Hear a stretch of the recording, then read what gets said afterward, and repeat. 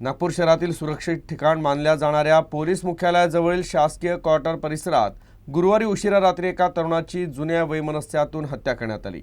मृतकाचं नाव हर्ष उर्फ गुड्डू पांडे असून व्यवसायाने तो ड्रायव्हर होता आणि एका धार्मिक संघटनेशी देखील जोडलेला होता। या परिसरात अतिरिक्त सुरक्षा दल तैनात करण्यात आला असून आरोपींचा कसून शोध घेण्यात येत आहे। या हत्येतील मुख्य आरोपी बंटी उर्फ बुरहान शेख असल्याचं सांगितलं जात आहे, जो घटनेपासून त्याच्या साथीदारांसह फरार आहे। गुड्डू आणि बंटीमध्ये दीर्घकाळापासून वैमनस्य असल्याची माहिती समोर आली आहे। याआधी मानकापूर पोलीस ठाण्यात दोनही पक्षांमध्ये अदखलपात्र गुन्हा दाखल करण्यात आला होता, पण असं असूनही पोलिसांनी यावर गांभीर्यानं नजर ठेवली नाही।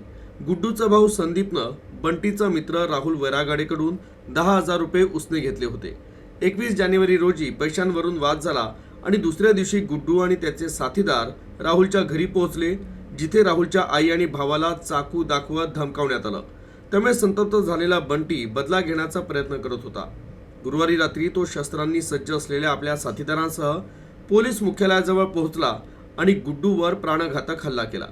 हल्ल्यादरम्यान गुड्डूचे सहकारी मिलिंद आणि आदित्य घटनास्थळावरून पळून गेले, तर गुड्डूचा जागीच मृत्यू झाला। आके बोले कि अरे संदीप बाहर निकल, गुड्डू को उठा के ले गए, बाहर निकल। इतना शोर हुआ तो उतने पे हम लोग बाहर निकले। फिर हमने उसकी ढूंढ शुरू करी। मैं गया वहाँ पर, क्या नाम है, पुलिस लाइन टाकरी के पास में एक बरगद का पेड़ है, वहाँ पे था। तो मैं इससे पहले अपना 112 को कॉल भी कर दिया था, पुलिस स्टेशन को इन्फॉर्मेशन भी कर दिया था। तो हमको डाउट हुआ तो मैं जाके उसको मोबाइल देखने गया, तो देखा तो मोबाइल पड़ा हुआ था, उसमें कॉलर ट्यून आ रही थी और गुड्डू जो है औंधा पड़ा हुआ था। गुड्डू को फिर हॉस्पिटलाइज किसने किया? हमने किया, मैं और बहू ने लेके गए। दिया। जहाँ तक मुझे लगता है ये पुराना रंजिशी है या कुछ और भी मैटर होगा, तो ये इसके बारे में मैं कंफर्म नहीं हूँ। क्या मांग रहेगी पुलिस से?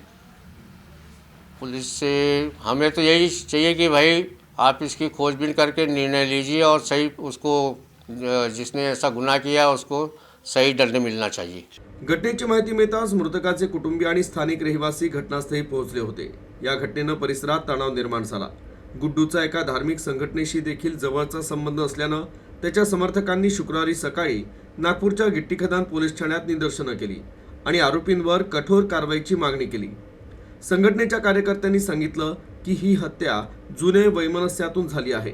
त्यांनी सांगितलं की मुख्य आरोपी बंटी बुरहान शेखचा अवस्थीनगर चौकात पानाचा ठेला होता, जिथे अवैध कृत्य होत होती आणि मृतक गुड्डू पांडेनं त्याविरुद्ध आवाज उठवला होता। परिणामी आरोपी आधीच त्याला संपवण्याच्या प्रयत्नात होते।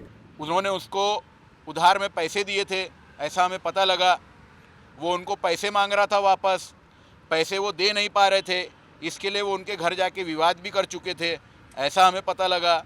लेकिन जब ये विवाद हुआ तो वैरागढ़ ने कुछ बाहर के युवक बुलाए। इन युवकों को कैसे पता लगा कि पैसे का व्यवहार है बीच में? उन युवकों ने पांडे जी को फॉलो किया, उसके बाद उनको मिलके मारा, जिससे उनकी मृत्यु हो गई। इतना बड़ा अभियान चला रहे हैं ड्रग्स और माफिया के खिलाफ, यहाँ पान ठेलों में बिक रहा है। उसका विरोध पांडे जी कई सालों से कर रहे थे, जो लोगों के आंख में वो चुभ रहे थे। उसी का आज ये नतीजा है कि उनको अपनी जान गंवानी पड़ी है। मृतकाच्या कुटुंबात त्याचे पालक, पत्नी आणि भाऊ आहे, तर त्याचे वडील माजी सैनिक असल्याचीही माहिती समोर आली आहे। सध्या पोलिसांनी गुन्हा दाखल केला असून फरार आरोपींचा शोध सुरू आहे। तर खबरदारी म्हणून पोलिसांनी परिसरात अतिरिक्त सुरक्षा दल तैनात केले आहे।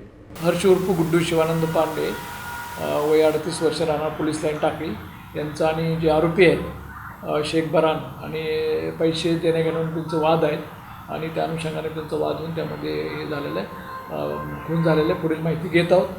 पैशाचा वाद होता, पैसे मागायला एका ठिकाणी गेलेले होते। उधारीचे पैसे जे होते यांना लोक मागत होते, त्यामुळे ते पैसे उधारीचे मागायला गेले होते। त्या ठिकाणी मग त्यांचा वाद झाला, त्या वादातून ही घटना घडली। एक 4 लोकांनी केलेलं असे आतापर्यंत समोर आलेलं आहे। नाव निष्पन्न करायचं चालू, नाव निष्पन्न झालं आपल्याला पूर्णपणे माहिती देतो।